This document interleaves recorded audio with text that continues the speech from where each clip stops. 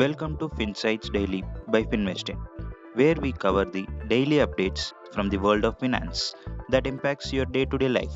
I'm your host Narendran. Quick reminder, play this episode at 1.5x for a better experience if you are short on time. The new trade war. What if I told you that right now two global superpowers are locked in a battle that could change your job prospects, the price of your next iPhone, and maybe even your retirement plans?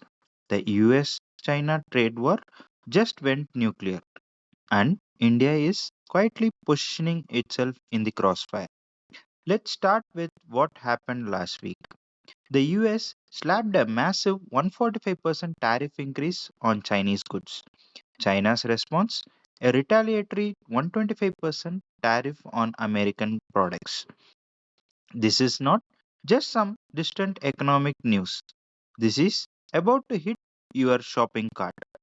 These aren't small players. We are talking about the world's two largest economies throwing economic punches that are sending shockwaves throughout the global markets. Goldman Sachs has already revised China's GDP growth forecast downward to just 4% because of these tensions. However, Trump gave tariff exemptions on electronics and computer parts to offer some temporary relief. But here's where it gets interesting. China and America trade blows, the US has quietly passed reciprocal tariffs on all countries except China for 90 days. Why? Simple negotiation techniques. The US needs time to work out individual trade agreements with each country, including India. Global markets are feeling the heat. Stock indices have been bouncing around like a cricket ball on a rough pitch. Investors worldwide are holding their breath, wondering where to put their money when two economic giants are at war. But amid this chaos, there is a strategic opportunity for India that most people aren't talking about. India is aiming to conclude the first phase of a trade agreement with the US by autumn 2025. The goal? A staggering $500 billion in bilateral trade by 2030. This 90-day tariff pass is giving Indian exporters breathing room while our government negotiates what could be historically favorable trade terms. Think about it. While China and the US are locked in conflict, India has a rare chance to strengthen its position in global trade networks. This is not just macroeconomics. This could mean more jobs, better export opportunities for Indian businesses, and potentially lower prices on imported goods for consumers like you and me.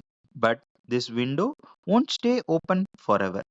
The global economic chessboard is being rearranged, and India has just 90 days to make critical moves that could benefit us for decades. The 1% rule that could change our life. Let's switch gears and talk about something that hits even closer to home, your personal finances, and a simple rule that could transform them forever. Last month, equity mutual funds in India saw net inflows drop by 14% month on month, falling to 25,082 crores in March. This follows an even sharper 26% decline in February. Overall, inflows into equity have plummeted by nearly 37% in just 2 months. What's happening? Market volatility has spooked many investors. When markets get shaky, people's first instinct is to often to pull back. That is to stop their SIPs, to wait and see. But here's the brutal truth. That's exactly when you should be doing the opposite. When markets dip, your SIP buys more units for the same amount. It's like walking into a sale at your favorite store. Prices are down, so your money goes further. By stopping your SIP during volatility, you are essentially saying, no thanks, I don't want this discount. In March 2025 alone, over 40 lakh new SIPs were registered in India. That's 40 lakh people who are playing the long game, who understand the market corrections are opportunities, not threats. But I want to talk about something even more fundamental, something Zero Das Nitin Kamath recently highlighted that struck a chord with me. In a recent X post, that is Twitter post, Kamath said, quote, I often get asked for a stock tip, something that will make people rich. Unfortunately, there are no shortcuts to getting rich. It takes good habits and patience. Things like buying stuff you don't need, or worse, borrowing to buy them. The other big one is not having health insurance. Things like these can really hold you back. Unquote. But the video he shared explaining the 1% rule that really got me thinking. The message was brilliantly simple. Reduce your expenses by just 1% and invest the difference.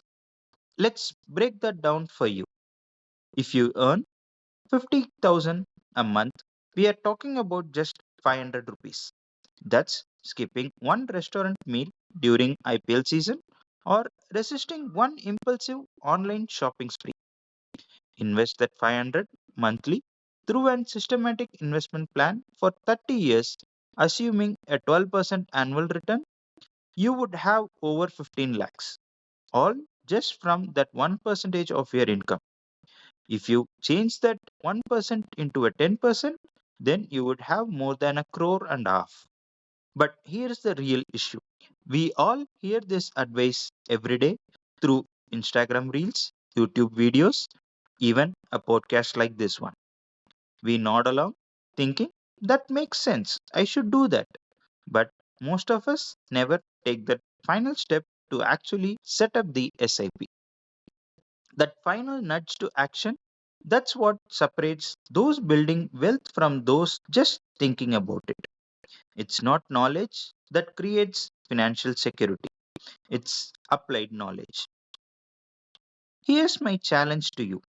Right after this podcast, take 5 minutes, just 5 minutes, to calculate 1% of your monthly income and set up an SIP for that amount. Don't overthink it. Don't wait for the perfect time. The perfect time was yesterday. The next best time is now. While global powers play their high stakes chess game, you have the power to make moves that will secure your financial future. 1%. That's all it takes to start. You can always reach out to me for that final step.